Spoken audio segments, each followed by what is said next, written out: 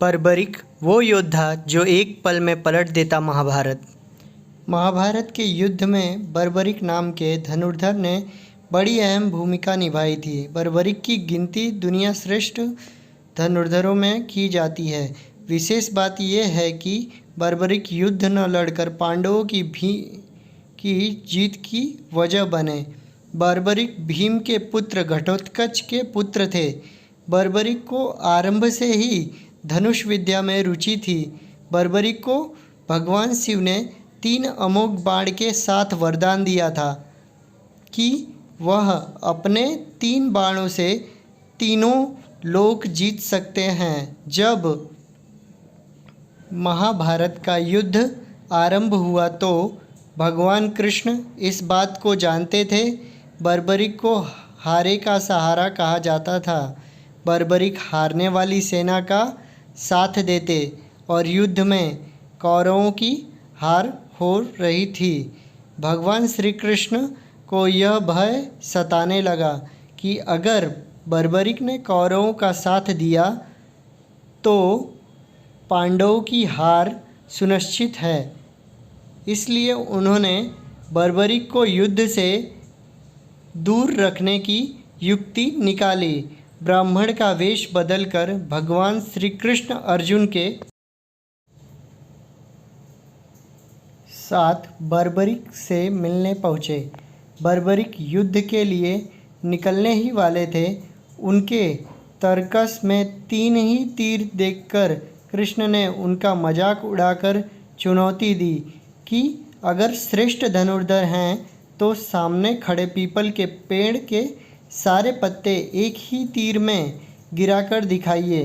बर्बरिक भगवान की बातों में आ गए और तीर चला दिया, जिससे कुछ क्षणों में सभी पत्ते गिराकर तीर श्री कृष्ण के पैरों के पास चक्कर लगाने लगा। इस पूरे घटनाक्रम में बर्बरिक की तीर अंदाजी का पता करने के लिए श्री कृष्ण ने चुपके से एक पत्ता अपने एक पैर के नीचे दबा लिया था।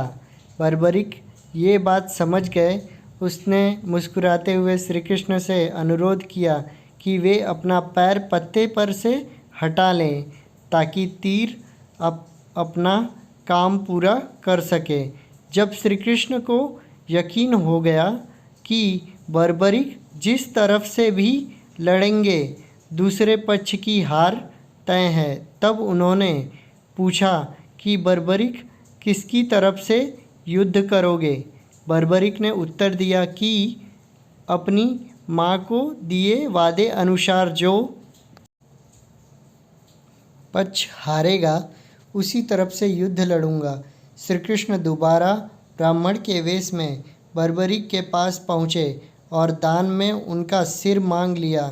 बर्बरिक महान धनुर्धर होने के साथ वचन के भी पक्के थे।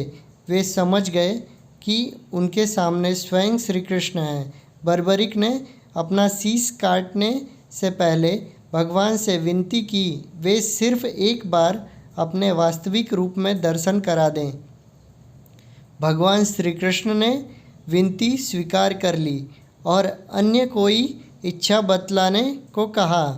तब बर्बरिक बोले कि उन्हें कटे सिर से साथ ही पूरा युद्ध देखने की इच्छा है। श्री कृष्ण ने उनकी इस इच्छा को पूर्ण करने के लिए बर्बरिक का सिर समीप ही एक पहाड़ी जिसे खाटू कहा जाता था वहां स्थापित कर दिया। यहीं से बर्बरिक ने पूरे युद्ध को देखा। इसके बाद श्री कृष्ण ने बर्बरिक को एक वरदान दिया कि कलयुग में लोग उसे कृष्ण के अवतार की तरह पूजेंगे। आज इस स्थान को खाटू मंदिर के नाम से जाना जाता है, जहां पर बर्बरिक की खाटू श्याम के रूप में पूजा की जाती है। जय खाटू श्याम।